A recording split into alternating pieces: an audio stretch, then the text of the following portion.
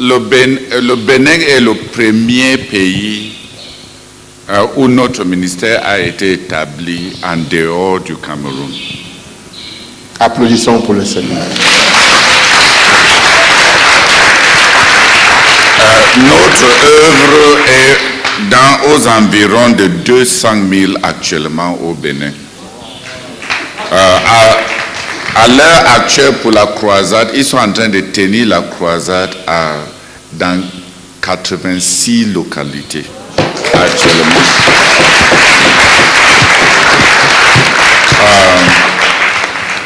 Le Bénin a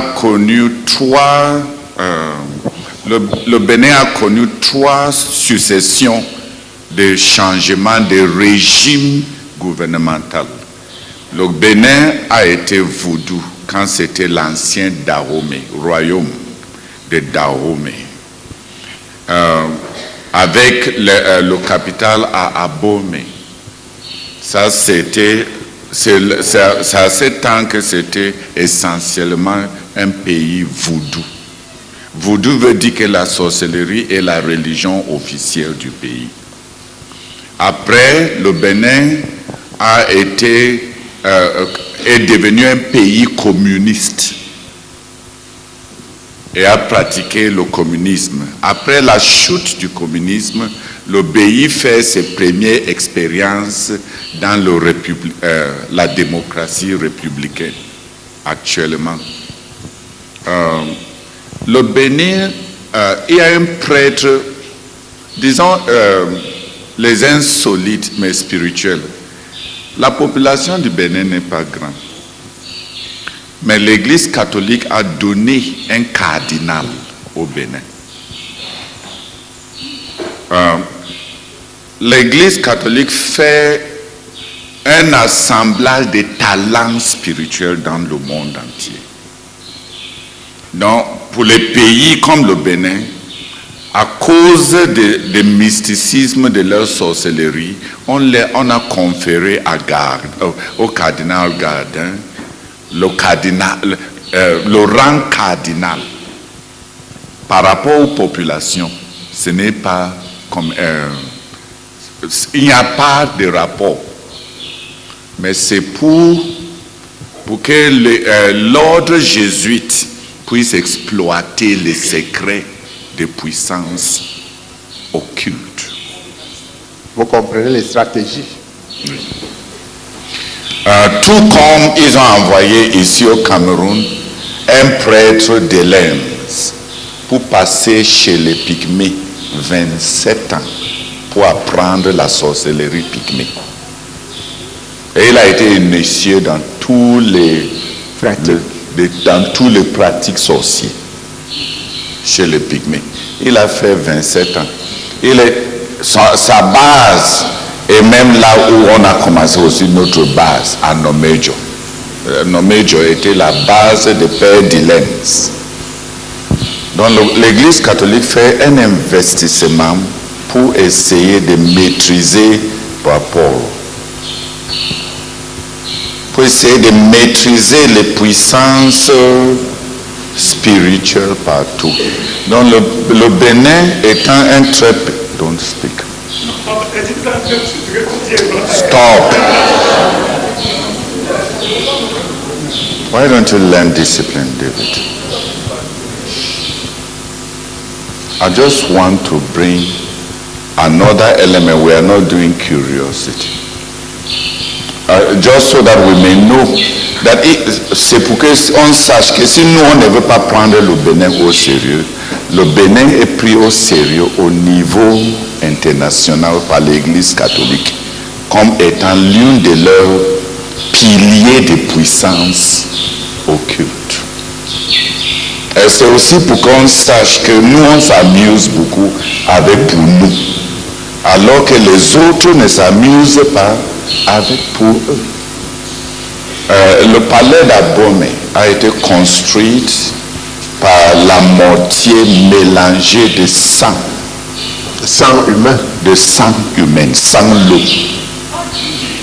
Tout le palais a été construit par du mortier mélangé avec le sang des hommes. Et il n'y a pas un seul goût d'eau pour mélanger le mortier qui a construit le palais d'Abomey. Et évidemment, quand tu entres dans de tels endroits, et ce palais est l'un des sites touristiques du Bénin où on n'entre pas avec les chaussures. Donc le vaudou reste un centre de tourisme. Mais le Bénin récemment, à travers d'un prêtre catholique, a développé l'agriculture, un cerveau agro-silvo-pastoral, une agriculture complète qui est devenue un accomplissement global. À ces jours, il y a plus de 22 présidents des États qui sont partis au Bénin pour apprendre de cette expérience. Ils produisent, ils transforment, ils font le recyclage. C'est une philosophie de zéro perte à tout. Donc, dans ce site, il y a aussi restaurant parce que ça doit partir des productions à la transformation, à la consommation et à l'exportation et le cycle doit être complet. On appelle ça l'Institut Songhai. Et ils ont un renommé mondial. Pour un pays, tout l'institut a été construit sur une superficie de moins de 50 hectares. Donc si nos gens avaient pris notre département d'agriculture au sérieux, c'est pour ça que quand René se vante pour rien, parfois, je ne veux pas qu'il se donne. Heureusement que ces derniers temps-ci ne se vante pas trop. Donc tu as compris, René, sur 50 hectares seulement, 22 présidents du monde sont partis pour apprendre. Le Nigeria le gouverneur du Port Harcourt au Nigeria a envoyé toute une délégation sponsorisée par l'État pour aller apprendre. Et ils sont répartis à Port Harcourt, reproduisent ça pour créer de l'emploi pour leur père. Sido, tu veux que je t'ordonne d'aller manger? Je vous ai enseigné qu'il y a des sujets de prière qui devaient être discrètes. Parce que si moi, en tant que dirigeant, j'entends que tu es en train de rencontrer beaucoup la famille, je vais t'ordonner d'aller manger. Je dis ça parce qu'il vous manque, il y a certains d'entre vous qui manquent un certain équilibre mental. Tu ne te demandes pas qu'est-ce que celui qui entend ça va, qu'est-ce que ça va produire? Qui te dit que j'ai envie, bien que j'encourage le jeune, que j'ai envie de mater les gens pour qu'ils se lèvent à 1h le matin, ils ont faim et ils me disent qu'ils ont faim et je ne fais que les dire, jeune. On n'est que catégorie de personnes.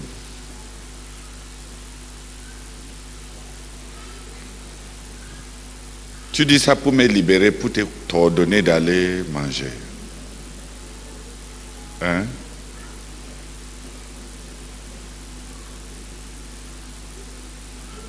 Je vous avais expliqué ça la semaine passée, n'est-ce pas?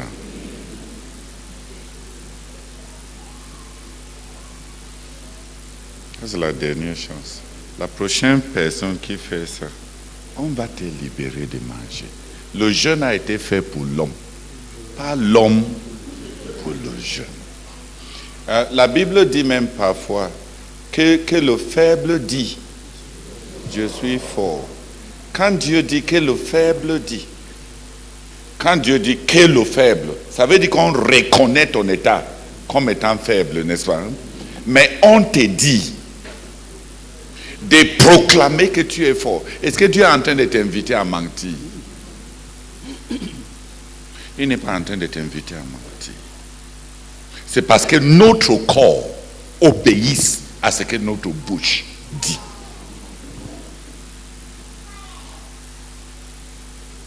Donc, si tu es fort et tu dis « je suis faible », tu vas être faible.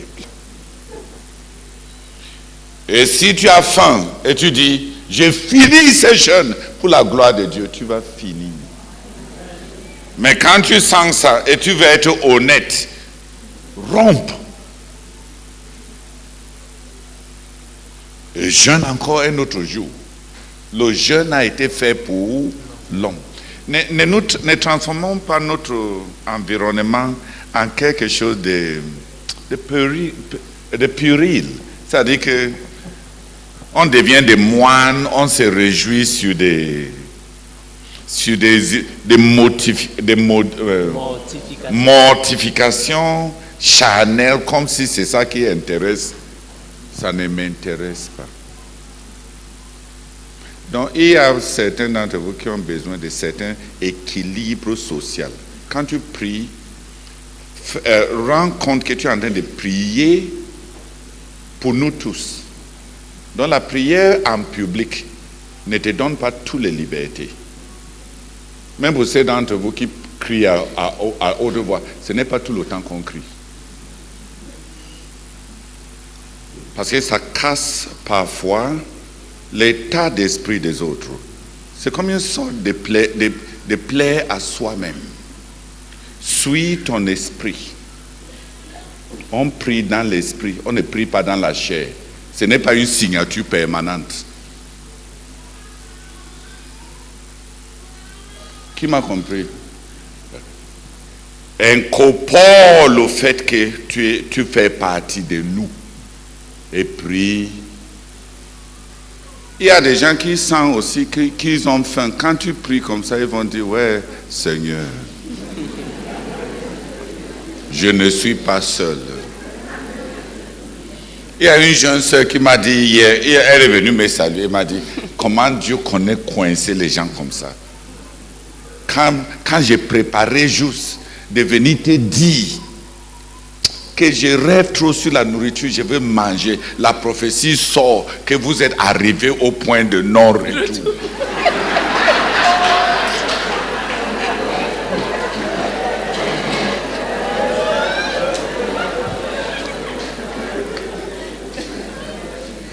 Elle est venue me demander, qu'est-ce que Dieu nous fait comme ça? Je dis, c'est pour toi que Dieu a donné cette autre partie de ces paroles-là. Vous êtes arrivé au point de non-retour. Je dis, Dieu aurait pu dire, tu es arrivé au point de non-retour. Il m'a dit, Théodore, j'ai compris, donc j'ai serré le ventre. Parce que Dieu lui-même dit que vous êtes arrivé au point de non-retour. Tu as compris? Si Dieu dit tu es arrivé au point de non-retour et tu commences à dire, oh Seigneur, à 1 heure hier minuit.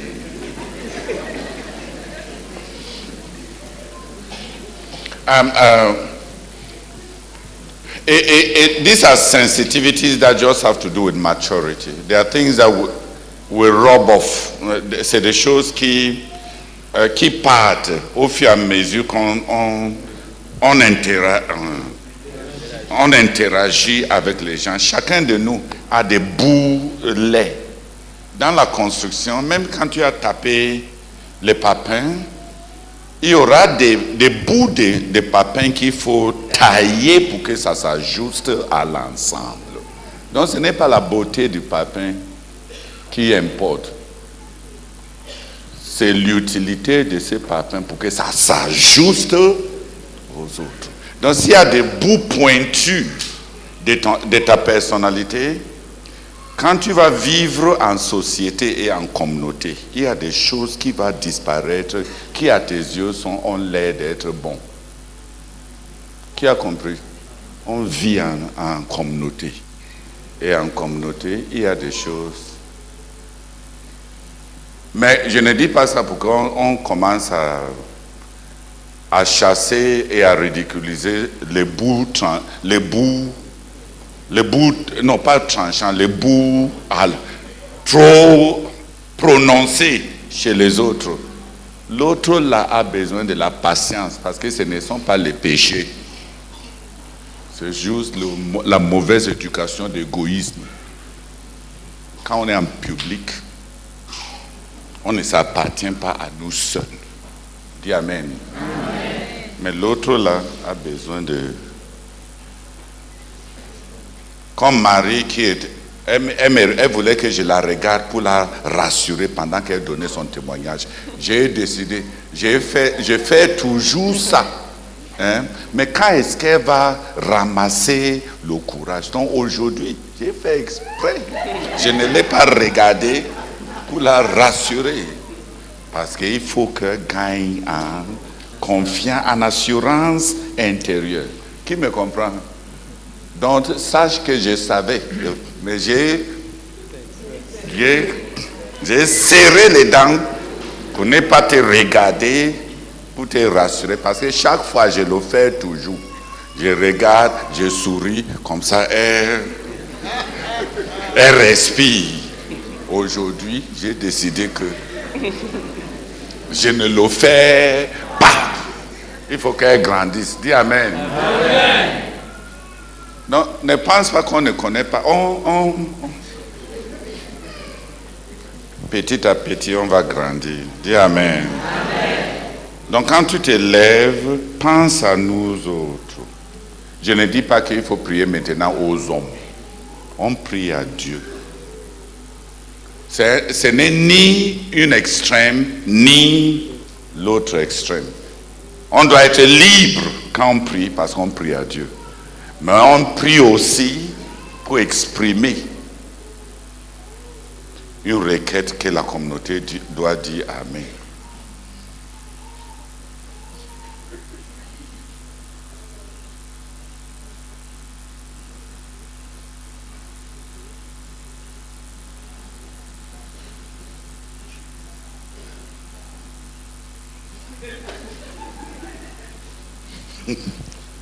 Amen. Elle jeûne partiellement. Elle me dit même que c'est juste qu'elle est partie dormir sans avoir mangé. C'est pour ça que ça l'a tapé la nuit et elle s'est réveillée. Alléluia. Thank the Lord. Father, thank you very much, oh Lord, for many gifts that you have lavished me with during this period of the fast. Thank you, Lord, for the gift of a handbag yesterday. Receive all the glory, Lord, in Jesus' name. Amen.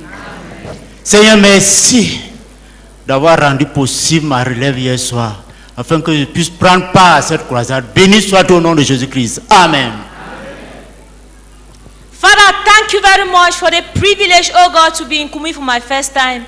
Lord, I'm grateful unto you. Thank you, Lord, in Jesus' name. Amen. Amen. Hallelujah. Amen. Today was to mark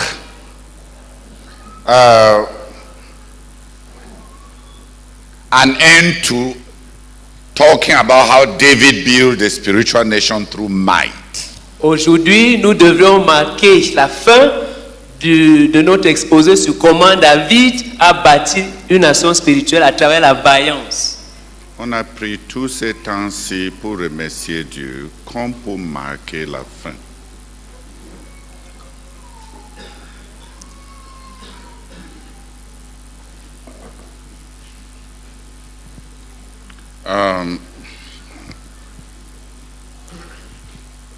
And there is the brethren from the ministry assistance retreat. Les frères qui étaient à la retraite des ministres assistants, Some of them worked very hard Certains d'entre eux ont travaillé très dur. and they summarized the messages of the ministry assistance retreat. Et ils ont fait un résumé des messages de la retraite des ministres assistants. And they brought out a book. Ils ont sorti un livre. Brother Gordon asked me whether I want them to sell the book. I don't know how to sell it by online. Le frère God m'a demandé si j'aimerais qu'il vende, Qu'on libère. qu'on libère le livre. Et moi, je ne sais pas comment vendre cela en ligne. But in what we shared at the ministry assistance retreat, Mais dans ce que nous avons partagé pendant la retraite des ministres assistants, we didn't go into details, nous n'étions pas rentrés dans les détails, but we covered David's genius in the building of the spiritual nation. mais nous avons couvert le génie de David dans la construction de la nation spirituelle.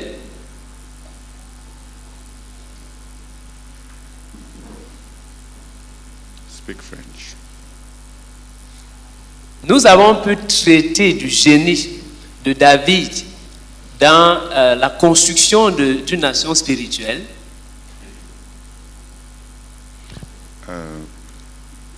Que je te dis et que je dis à Henriette, la pensée fondamentale qui consiste à penser que reproduire les mots utilisés en anglais constitue l'interprétation. Que ça se casse. Parce que ce n'est pas ça interpréter.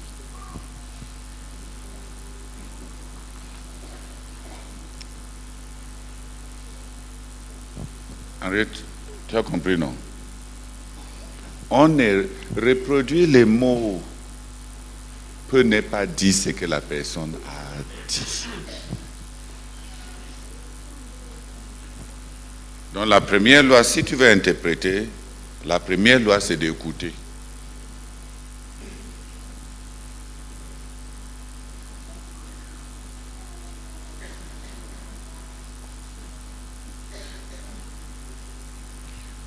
À la rame, on a ressorti le génie de David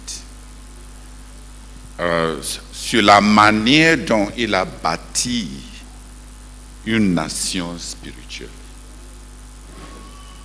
On a ressorti la manière dont il s'y est pris pour bâtir ces nations spirituelles. Et on a couvert 7 grands domaines de vaillance. Pendant ces croisades, on a touché à 2. La vaillance martiale, la vaillance du sanctuaire. Mais pendant la rame, on a aussi parlé de la vaillance du leadership. Avec cette philosophie que tout royaume est aussi fort que son dirigeant. Aux États-Unis, on répartit les présidents dans 2 catégories. Il y a des présidents dits des présidents forts. Dans ces catégories, c'est des présidents qui ont laissé un impact pérenne sur la nation. Pas les présidents qui ont résolu des problèmes et géré le train-train quotidien. Donc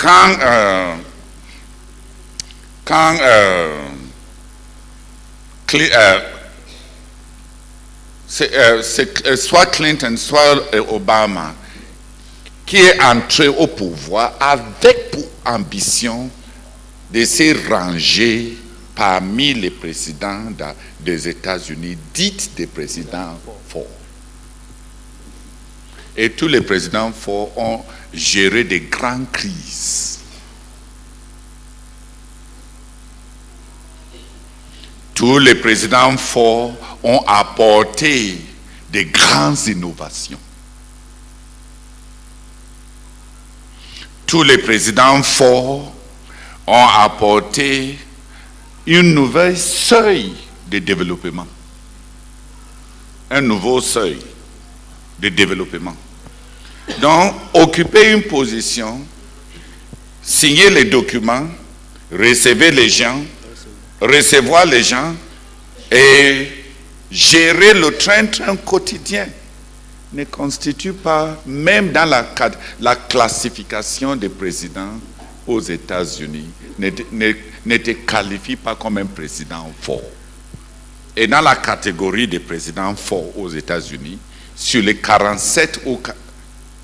How many presidents have there been? Is it 45 or 47? 46. Sur les 46 présidents, il n'y a pas 10 qui sont dans la liste des présidents forts. Il n'y a pas 10. On met là Washington, on met là Jefferson, on met là-bas Abraham Lincoln, on met Roosevelt, Franklin,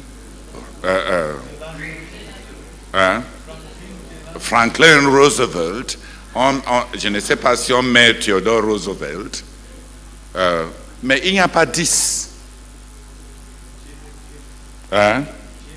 Et on met Kennedy. Oui, Reagan a réussi d'être parmi, mais Jimmy Carter n'est pas là.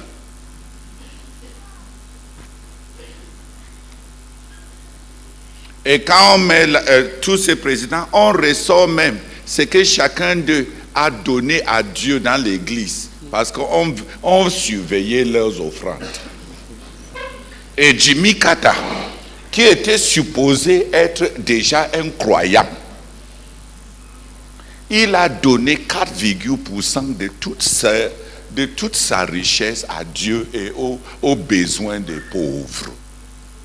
Alors que les autres présidents, il y en a qui donnaient 15%, il y en a qui donnaient 20%. Donc, même aux États-Unis, il y a la documentation de tout ce que chaque dirigeant a donné à Dieu. Et tu peux tracer leur performance publique par rapport à leurs dons à Dieu et aux hommes à partir de leur richesse. Et c'est proportionnel. Le don qui n'est pas distinct produit une personnalité qui est plate. Qui a compris? Un royaume ou une nation finalement se ramène à l'état de son dirigeant. Donc quand les dirigeants montent à l'estrade, ils parlent avec hésitation. Ils sont en train de trahir ce qu'ils représentent. On ne monte pas ici pour parler selon nous-mêmes.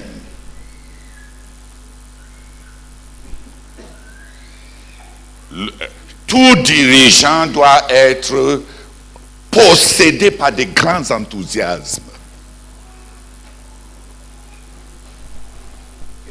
Qui m'a compris?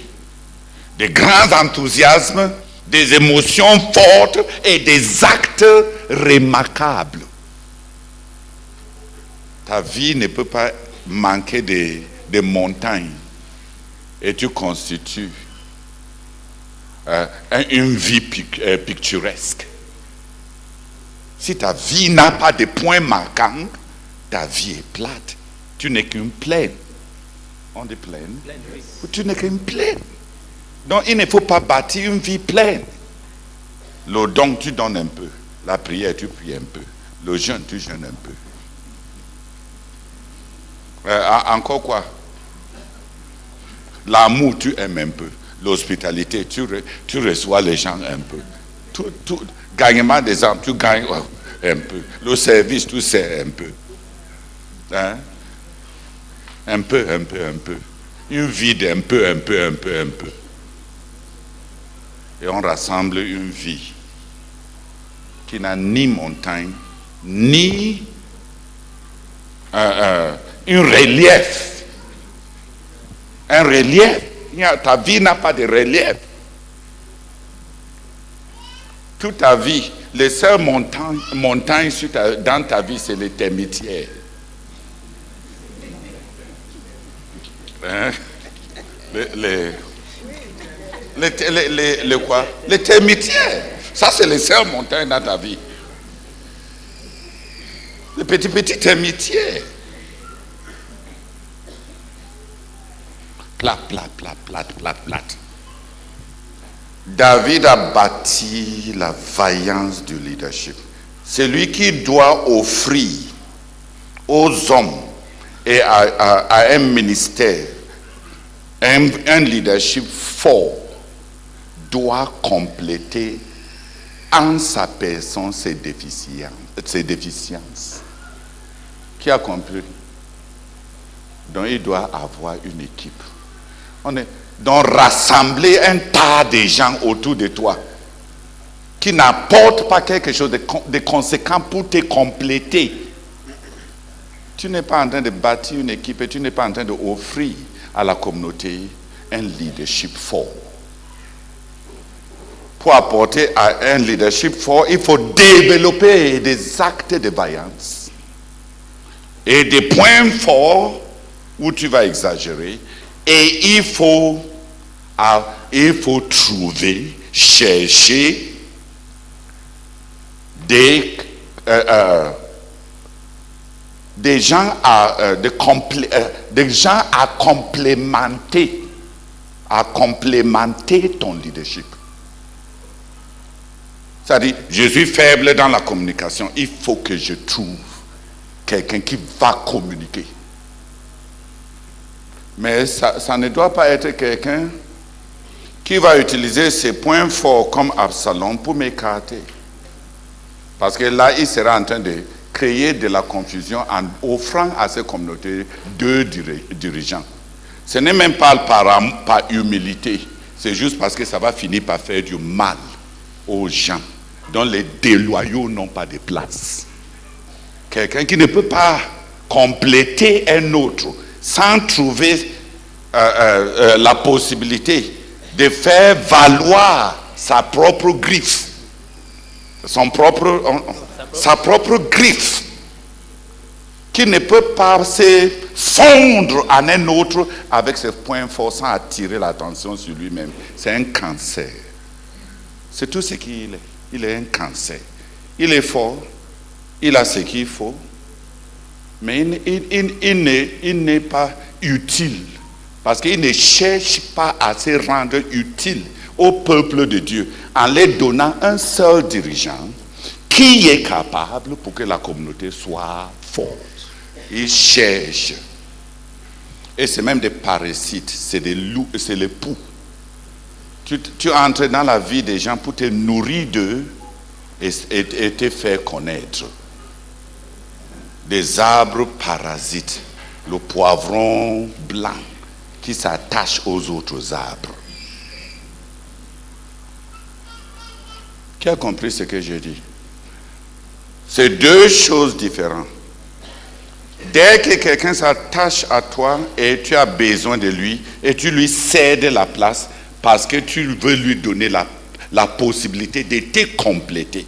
Si une telle personne commence à te prendre pour acquis, pour faire valoir le fait qu'il a de la valeur et il développe des capacités de chantage, tu as devant toi un démon. Et beaucoup des Africains, c'est tout ce à quoi ils se ramènent. Donc dès que tu montres que tu as besoin de quelqu'un, il te prend pour acquis, il te piétine, parce qu'il se dit, tu ne peux pas l'outrepasser. Mais ils ont oublié juste une seule chose, que si tu as pu les faire de la place, tu peux aussi faire de la place aux autres.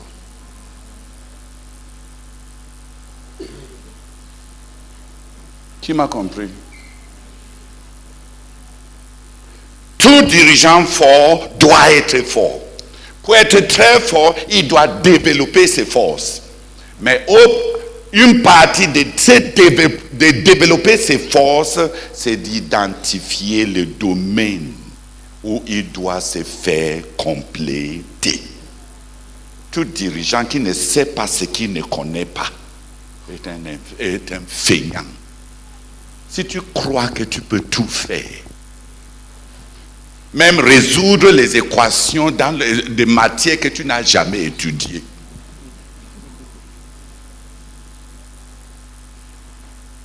tu as compris? Est-ce que tu connais ce sur quoi tu n'as que des idées, mais pour lesquelles tu as besoin des autres pour te compléter?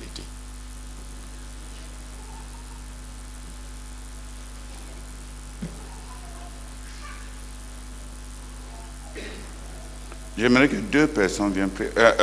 On n'a pas le temps de montrer comment David a complété non, pas comblé.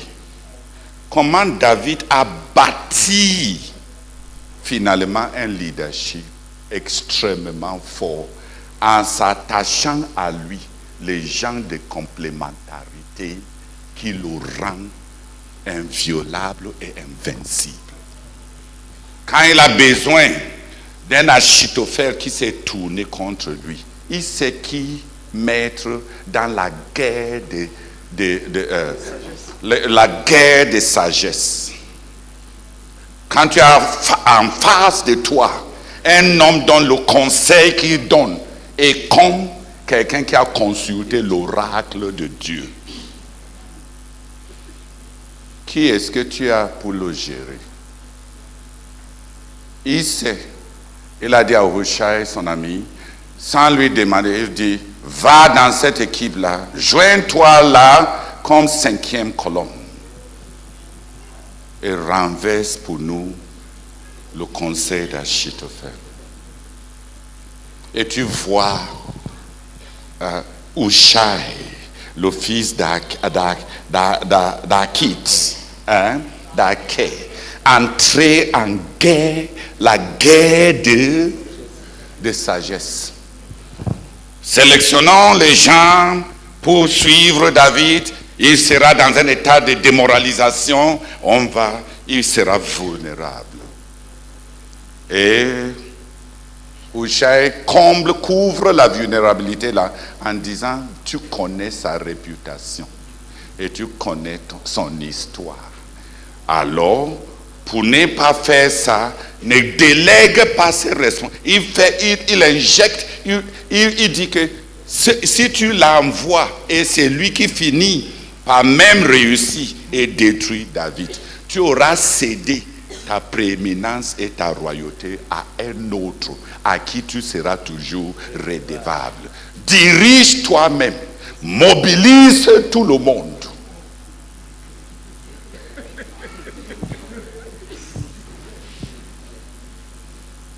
Et tous les Mbutuku qui étaient là,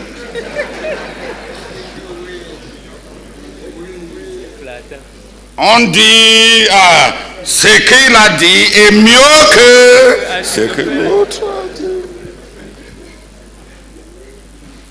Il disait ça sachant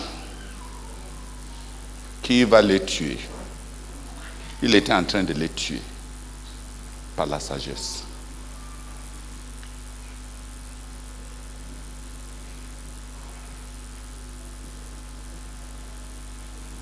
Il a ramassé, il a tissé une étoffe avec leur peur. Et ils ont porté ça. Et ils sont partis mourir.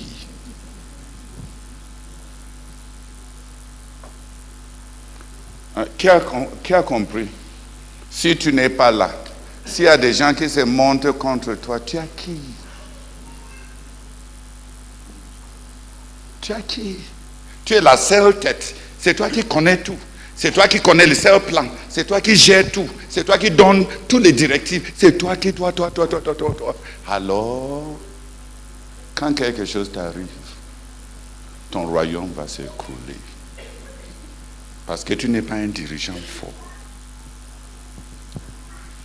Tout dirigeant fort a des gens qui le complètent. Qui a saisi ça? Tout dirigeant fort.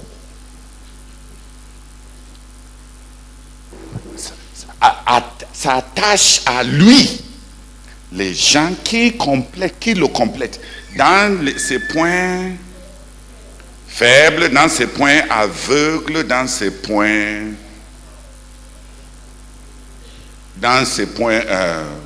même dans ses points où il est moyen.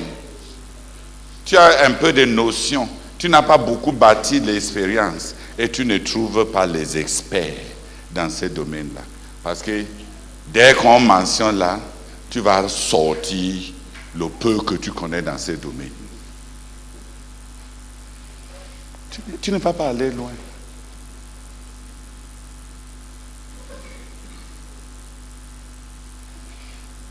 On voit les gens comme le roi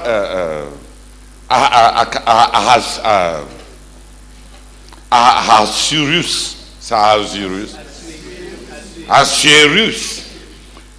Un homme dont la parole peut te tuer, un homme qui il dit simplement et on te tue sans donner une raison. Mais quand il a un problème domestique, il convoque 7 eunuques qui connaît la loi. Ça, c'est un homme qui a tout le pouvoir, mais il sait qu'il n'a pas toute la sagesse. Et il se complète. Et les gens qui ont tellement savent ce qu'ils n'ont pas. Et nous qui n'avons même pas, on fait comme si on avait.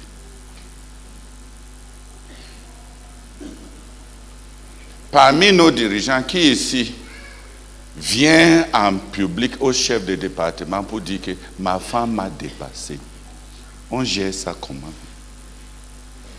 Parce que c'est ce que Zexès était en train de faire. Il est en train de dire, j'ai dit à la femme si de venir me suivre. Il ne veut pas venir me suivre. Comment se comporter pour ne pas fragiliser l'État? Lui qui avait tout le pouvoir n'avait pas toute la sagesse. Mais il avait 7 personnes pour compléter ses lacunes dans la sagesse.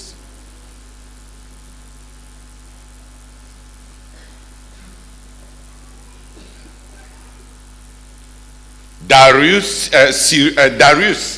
était tout puissant, mais il avait 120 satrapes avec 3 vices, avec 3 régents. Et il était même sur le point de nommer un coordinateur sur les régents, qui était Daniel, pour gérer les affaires de l'État. Un homme pour qui on lui dit que ton couvrier-ci a mal parlé de toi. Et il prend le jeûne, il ne mange pas pour sauver son couvrier. Et on est rempli de dirigeants où un simple commérage détruit toute l'histoire qu'ils ont avec des gens. On vient te raconter un simple commérage et tout est fini. Ce n'est pas étonnant que tu es si petit.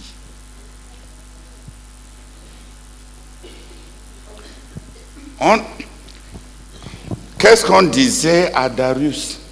Tu as décrété qu'on ne doit ni prier à un autre nom que par ton nom pendant 30 jours pour consolider et solidariser l'État et pour que tout le monde dans ce royaume ait une seule référence pour que la religion ne fragilise pas ton empire. Et il a signé. Et on lui dit, la seule personne qui n'observe pas ça, c'est Daniel. Il ne te traite pas au sérieux. Et il ne s'est pas laissé flatter parce que c'est son nom qui est en jeu.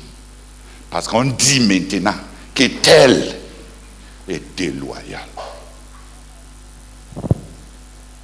Il est rentré chez lui, il a jeûné la nuit là. Et il était le premier à se lever pour demander à Daniel. Lui, contre qui on a dressé Daniel pour détruire Daniel. C'est lui qui était le premier pour demander, Daniel, est-ce que ton Dieu t'a sauvé? On n'a pas les gens parce qu'on ne veut pas les gens. Et on ne veut pas les gens parce qu'on n'a rien en jeu. On est des Africains nés dans la petitesse pour diriger des tribus dont le nombre total c'est 500 personnes. Répartis dans 30 villages. 500 personnes réparties dans 30 villages. Imagine un roi qui passe toute la nuit pour pleurer et jeûner, qui n'a pas touché à ses femmes, qui n'a pas mangé, parce que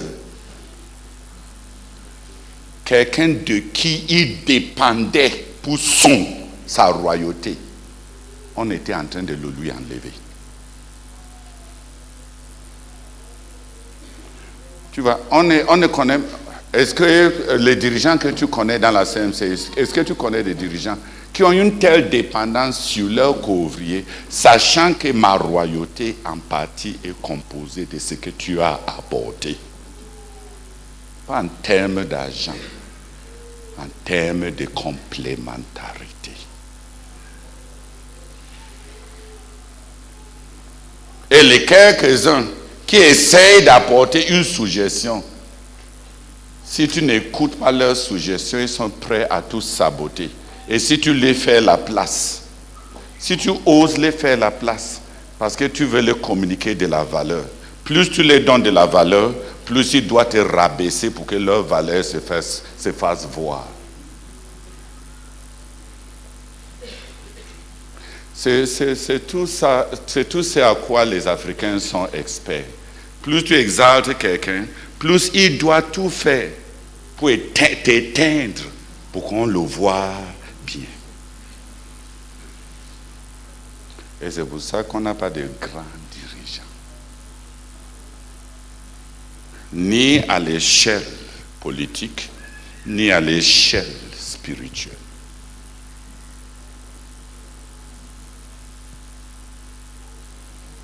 Les gens aiment être promus et exaltés par les autres. Et ils ne se rendent pas dignes d'avoir été exaltés par les autres. Ils prennent pour acquis qu'on devait m'exalter à cause de mes mérites. Quelle arrogance! Quelle arrogance!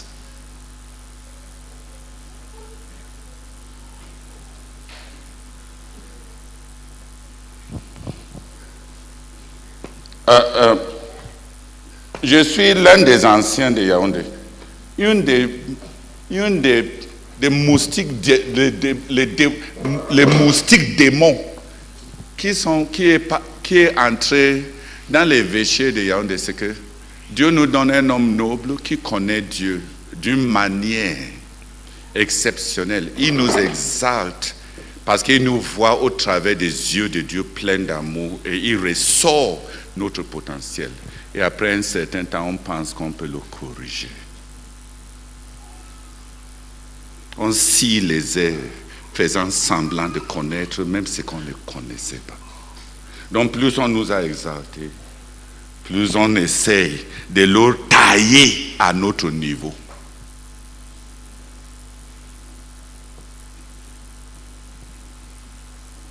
Et il est parti. Tout le monde a maintenant la liberté de faire ce qu'il peut. Ils ont fait quoi?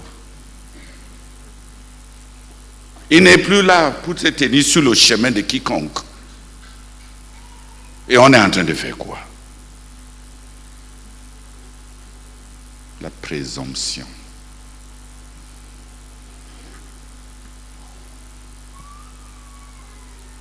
Qui comprend maintenant la vaillance du leadership? David avait des aides royales. Il avait un cabinet royal. Et il avait des intendants royaux. Les gens pour gérer tous ces biens. Donc quand tu entends David, tu n'entends... Beaucoup de gens ne savent même pas que David avait 12 projets d'investissement. Il avait les projets de chameaux, le projet de bœufs, les jardins, les champs d'oliviers, des oliviers, les fabrications du vin. Il avait 12 projets. Ça ne ressort même pas dans le leadership de David parce que c'était si efficacement géré. Et il avait même les gens pour faire le homeschooling de ses enfants.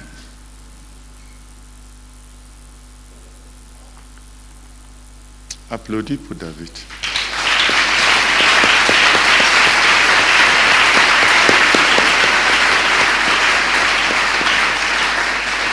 Un jour, quand tu vas étudier David, peut-être ça va te frapper comment un simple berger est devenu un empereur, un soldat, un empereur et un architecte qui reçoit de Dieu un plan pour un bâtiment avec quantity surveying and quantitative engineering en détail, même le poids des clous. J'envoie ma part des gens pour aller construire pour moi. Ils ne connaissent même pas ce qu'on a sorti du magasin. Et on voit ici un simple berger qui finit par connaître de l'architecture, donner le poids et la mesure de tous les éléments qui vont rentrer dans la construction d'une pièce maîtresse.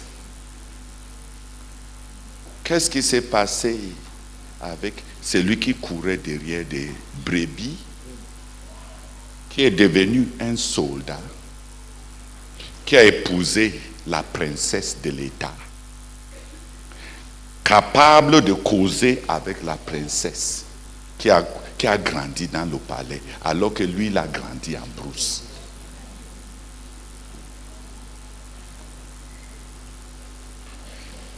Et il ne s'est pas arrêté là. Il est devenu lui-même homme d'État, avec des relations diplomatiques, et capable de gérer de grandes relations diplomatiques. Il reçoit de l'aide diplomatique de la Syrie. Il envoie un convoi de diplomatie pour faire les condoléances quand les chefs d'État des pays voisins meurent. Il est devenu un homme si sensible, un homme d'État. Et plus encore, un architecte spirituel. Et un ingénieur de quantité.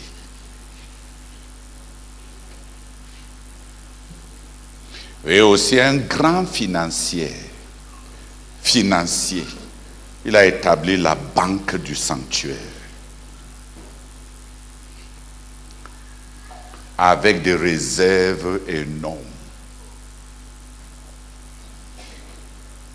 Pour déclencher l'apogée du royaume d'or en Israël. Comment un homme, un seul monsieur peut aller si loin dans la vie? Une seule vie dans laquelle tu peux remplir 25 vies. Musicien, il est par excellence. Musicien, compositeur, danseur et chef d'orchestre et organisateur de la louange nationale et pérenne. Qu'est-ce qu'il a entamé et il n'a pas été excellent? Bâtir une armée, vraiment un grand commandant. Architecte, vois ce qu'il a fait et regarde ta vie. Est-ce que c'est parce que tu n'as pas fait école? Lui, il a fait quelle école? Quand on est rempli du Saint-Esprit, on a l'esprit de sagesse et l'esprit de connaissance et de l'intelligence. Pourquoi ta part de Saint-Esprit n'a pas encore agir sur ta tête.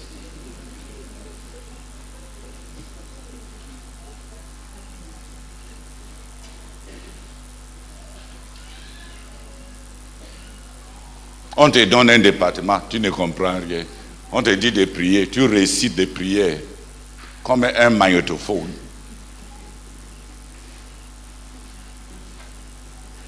La prière n'a pas été une école pour toi. Le jeûne n'a pas été une école pour toi. Les réunions d'assemblée n'ont pas été une école pour toi. Le service à l'homme n'a pas été une école pour toi. Ce n'est pas la tête qui manque, ce n'est pas l'intelligence qui manque, c'est un cœur noir, obscurci par le péché.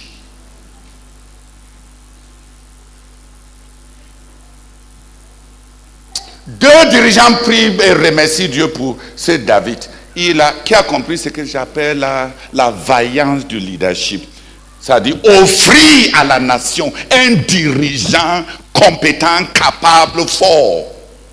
Pas fort dans l'arrogance et fort dans l'orgueil, mais fort dans la fonctionnalité et dans la compétence.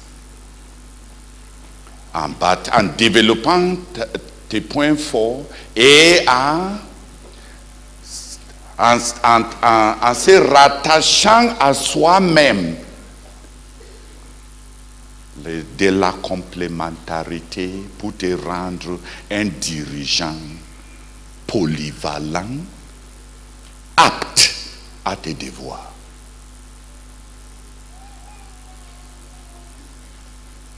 On nous donne quelque chose, même ce qu'on ne connaît pas, on fait semblant comme si on connaît.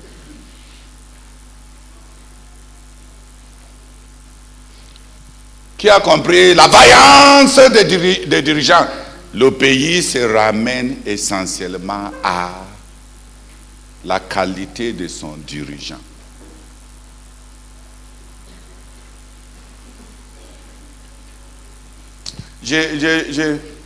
Parfois, j'ai pitié de la CMC que ils auront affaire seulement avec les photocopies comme nous autres là. Parce que dans la lecture de ce qu'un dirigeant devait être, un dirigeant devait même être une image publicitaire de son ministère. Donc tous ces graisses et les ventres qui bougent à droite, à gauche, ce n'est pas complémentaire à notre ministère. Parce que voir le dirigeant d'un ministère, c'est voir d'abord ce que ce ministère représente. Et même jusqu'à son poids et à son aspect physique compte. Qui a compris? Nous autres, on prie parce que Dieu a fait de la place pour des... Il y a un chant que vous chantez.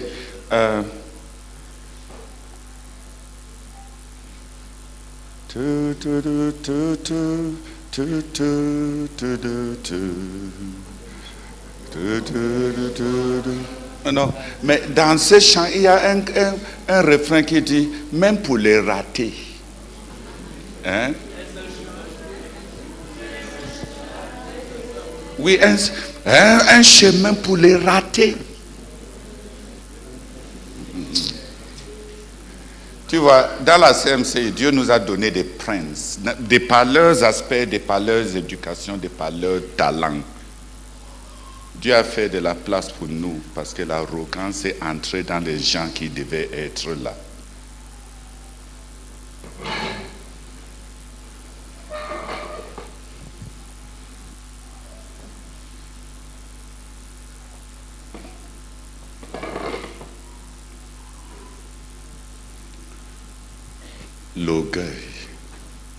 L'orgueil est une des premières manifestations de l'idiotie.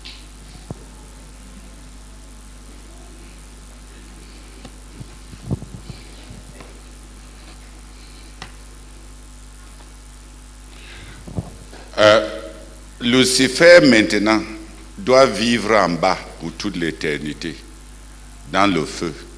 C'est lui qui devait être le plus proche du trône du roi de tout l'univers.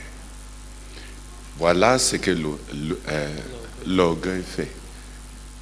Il te donne le mécontentement de l'élévation pour te donner comme héritage l'abaissement permanent.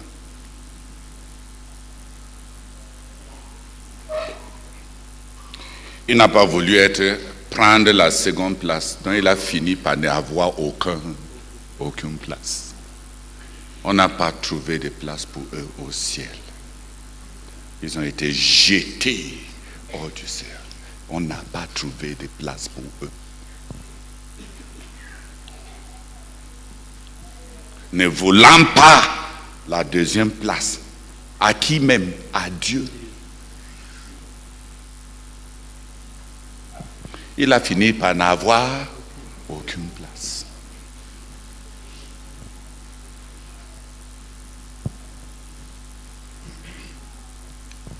Deux personnes peuvent remercier Dieu. Est-ce que David était sage? L'humilité et le génie qui l'a rendu capable de choisir les gens qui vont l'aimer et pas ces gens d'amour, l'amour mécanique que beaucoup de frères appellent loyauté. C'est-à-dire que je dois feindre d'être un idiot pour que mon dirigeant ne se sente pas menacé. Donc je ne prends aucune initiative. Pourquoi on ne dit pas que je suis déloyal? Je ne veux pas faire une erreur. Pourquoi on ne dit pas que...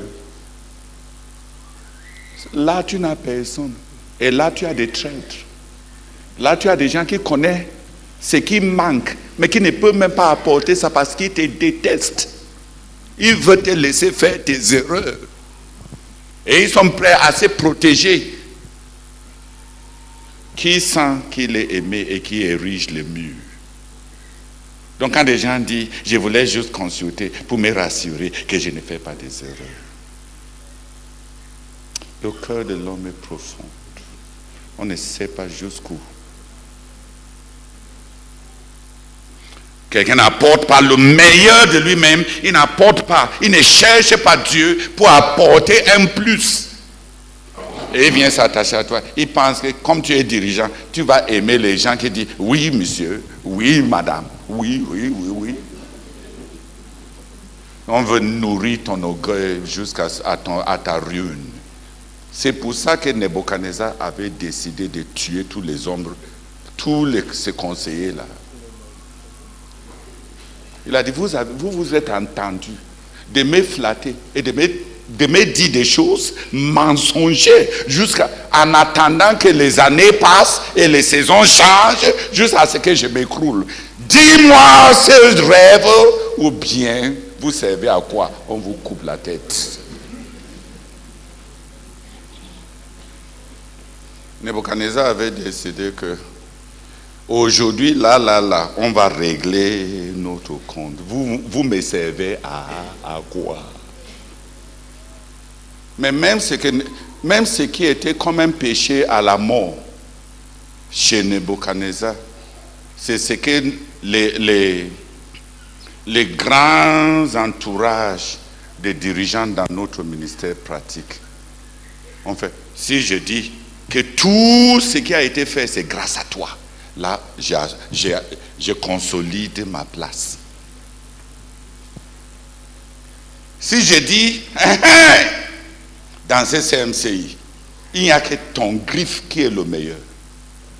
Ta griffe qui est le meilleur. Là, je m'attends à ce que... Et les gens pensent qu'ils grimpent dans le cœur d'un dirigeant en faisant semblant de ne pas avoir des idées. Les gens qui cachent leurs idées cherchent l'opportunité de les pratiquer. Donc ils sont en train de planifier comment te tuer. Personne qui...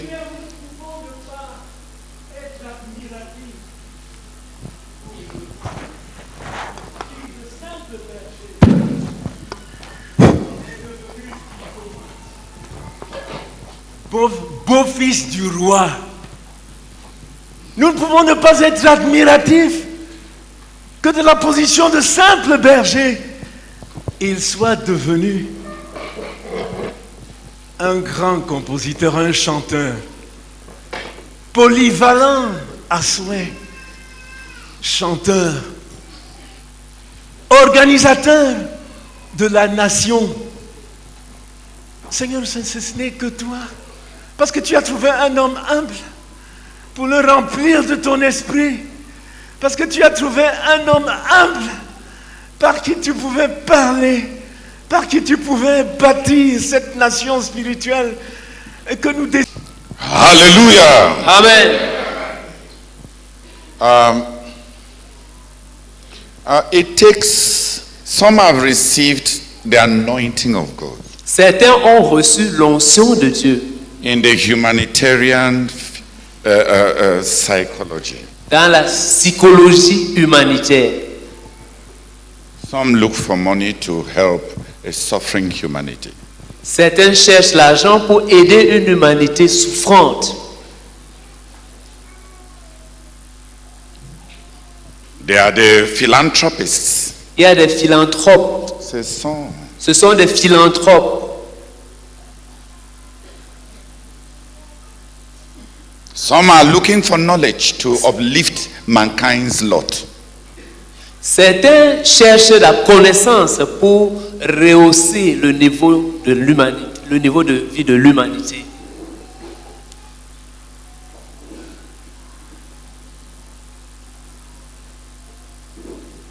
Those are the educationists. Ceux-là sont des éducateurs.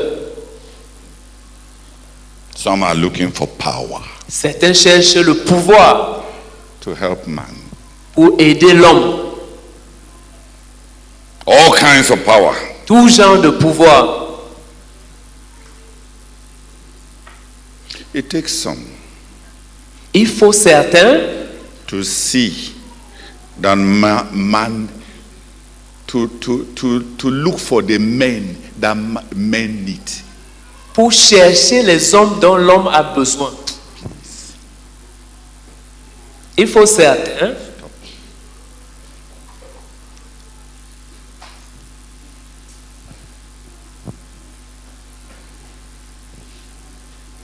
Parmi tous ceux qui sont altruistes, qui aiment les hommes, il y en a qui cherchent l'argent parce qu'ils pensent que l'homme a besoin de l'argent ou les hommes ont besoin de l'argent. Il y en a qui cherchent la connaissance, d'autres cherchent les puissances, le pouvoir, ainsi de suite. Il y a certains qui voient que les hommes ont besoin des hommes, de certaines catégories des hommes.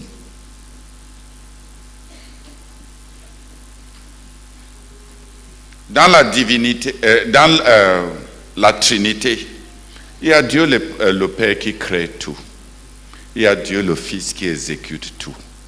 Mais il y a aussi Dieu le Saint-Esprit qui capacite tout. Quand Dieu appelle les autres à revêtir Dieu le Saint-Esprit dans la vie de certaines personnes qu'il a appelées et élevées, il les rend comme le Saint-Esprit dans la vie d'un homme pour l'aider. Les autres, comme Satan, trouvent que la subordination constitue l'infériorité. Tout le monde veut afficher Dieu le Père, créer sa part. Et on rejette Dieu le Saint-Esprit. Quand Dieu lui-même prend le titre d'être l'aide, et être aidé de qui? Être aidé d'un feignant comme toi. Il se nomme aide. Aide de qui?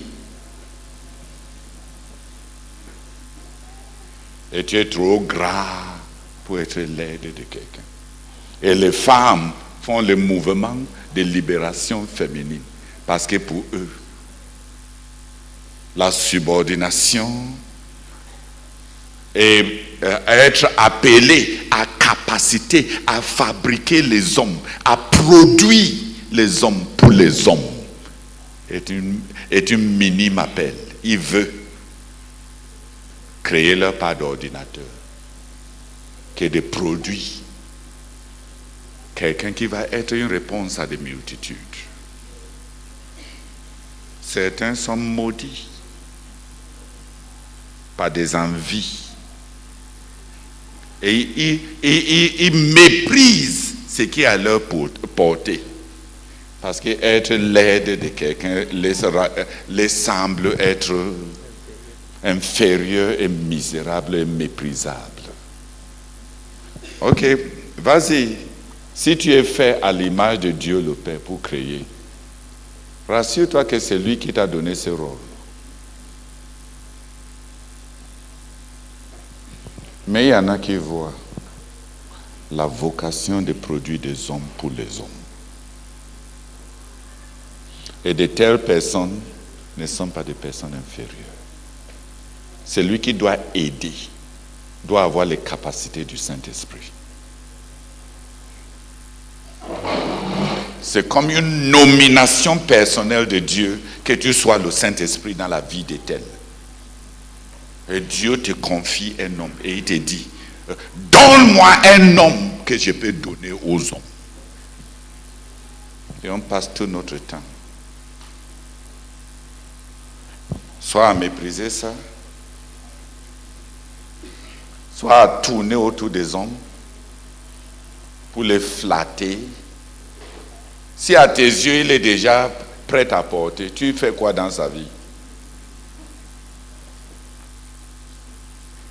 Qui comprend ce que je dis? Je dis, est-ce que produire l'argent dépasse le fait de produire les hommes pour les hommes? Même le Seigneur Jésus cherchait à faire les dons d'hommes aux hommes. Quand il est monté au ciel, il a reçu des dons pour les hommes. Et il a donné aux hommes certains qui sont apôtres, certains qui sont prophètes. Même le Seigneur Jésus cherche les hommes pour les hommes. Et il y en a que Dieu a appelé à lui donner des hommes qu'il peut donner aux hommes. De telles personnes, ils vivent une vocation devant Dieu. Ce n'est pas une attirance, ce n'est pas la corruption, ce n'est pas des gens qu'on peut acheter. C'est des gens que Dieu a recrutés dans son industrie de salut pour produire des hommes pour les hommes. Quand une telle personne prie, il ne prie pas pour ses heures, il prie pour produire. Il a une vision, il veut produire quelqu'un. Quelqu'un qui sera une réponse à plusieurs.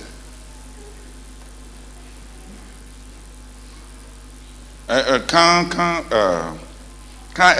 j'ai décidé d'ajouter ça, parce qu'Eric a dit, Seigneur, aide-moi à oublier mon nom. Il y a tellement quoi dans ton nom? Tu as même mis quoi dans ce nom-là? Combien d'argent est à ton nom dans la banque? Combien de puissance est dans ce nom? Tu es président de ce pays.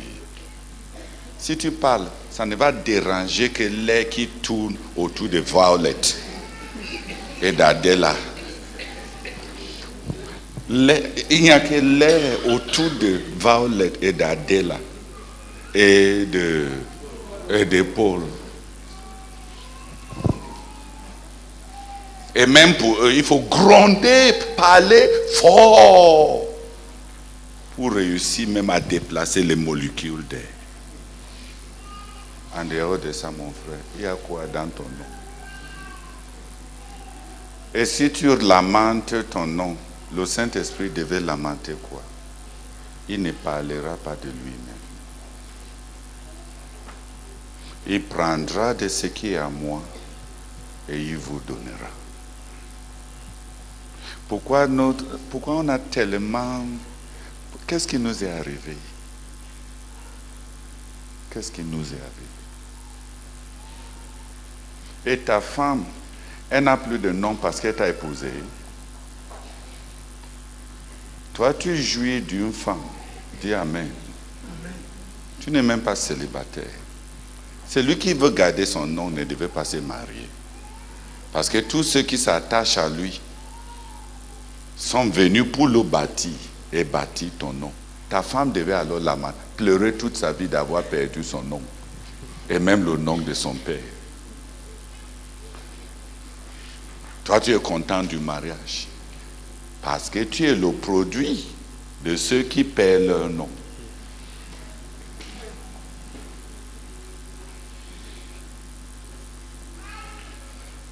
Le moi et l'orgueil n'est que de la stupidité. Qui m'a compris?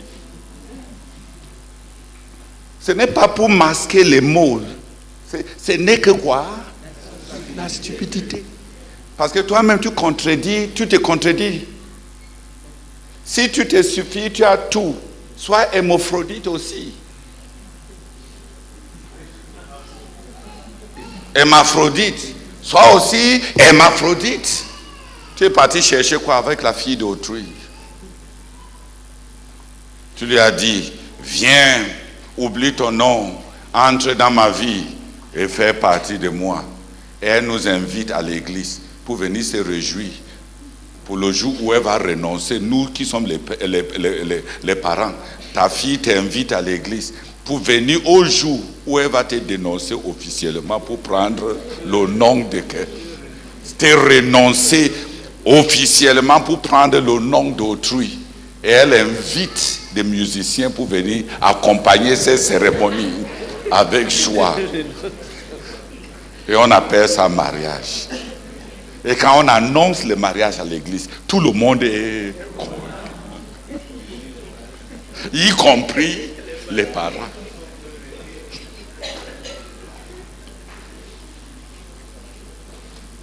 Qu'est-ce qui ne va pas avec nous? Qu'y a-t-il de si mauvais à être appelé à être comme le Saint-Esprit dans la vie d'un autre? Il y a une de mes filles qui m'avait montré dans le film Le Seigneur des Anneaux, des agneaux,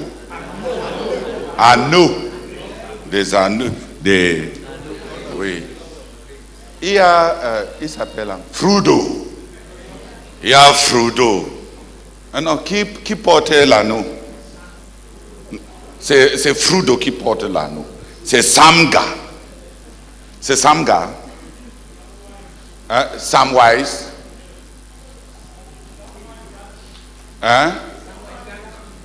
Say it well so that I hear. Samwise. Ganji.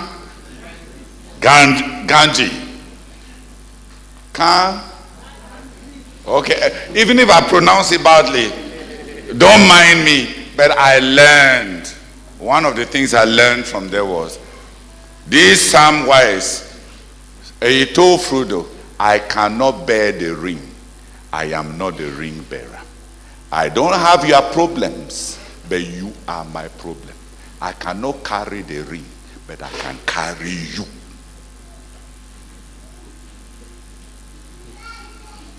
And he said, climb on my back. The ring was a terrible ring that brings you a lot of Satan. And that's the weight of Satan was terrible. When you carry the ring, Satan enters your head and you begin to sleep. So this Samwise told the Frodo, I am not you. You are the leader. You are the ring bearer. You are the one who has a mission. You are the one who has to go somewhere and save all of humanity. I cannot carry your ring. I can carry you. Hold your ring, climb my back. When this one will succeed to carry out that mission, who succeeded? The helper. Some have a vision to be helpers. They are not fools. They are not second-class citizens. They are not idiots. They are not inferior. They are people whom God has given the vision to give men, to raise men, to make men for men. And they are better than those who make money for men. Better than those who find power for men. The work which the Holy Spirit embraces cannot be work that people despise, except those who have Luciferian genes. I'd like just 3 more people to come and pray, then I'll stop. We'll stop, David. I don't want to mention administrative might, because I may start talking there again. But if Gordon can make the book available and find a way of getting it to us, and you can read it, read it. Forgive the mistakes that are there. Go beyond the book and let God give us might, the might that will build our nation. But may God raise those who complete a leader by their competence, by a lifetime of experience. Those who, by finding a man they can serve, find a usefulness so much bigger than what their competence could craft for them. Not those who use men, but those who are possessed by this vision. When I talk about this, I know what I'm talking about, because that's what I wanted to do. I put myself to study all the currencies of the world and every flux, financial flux in the world, because I was proud that God had given to Brazak a global mission. I gathered all the National Geographics on the different nations of the world. I wanted someday to be able to chat with Brazak about the cultural preparations for the missionaries that we shall send to the nations. I found the loftiness of the call to help.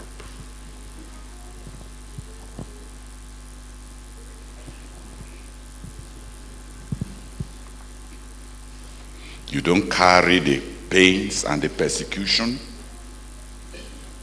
and God gives you the opportunity to give global and macroscopic utility to your little competencies and gifts. Who will not praise God for such things? And then I see empty people looking for a name, running away from usefulness, looking for a name. Forgive me if I don't admire you. Such people don't interest me. I'm not angry with them. Do you get angry with a bunch, with the multitude of useless sand that exists in gold mines? Nuggets come in the midst of endless mass of sand. Some are just the mass of sand in humanity that hide a few golden nuggets. Who should get angry with you?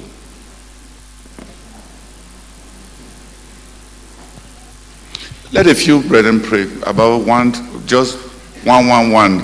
Come and pray that God will bless our ministry with those who make leaders. Que quelques frères Don't say it.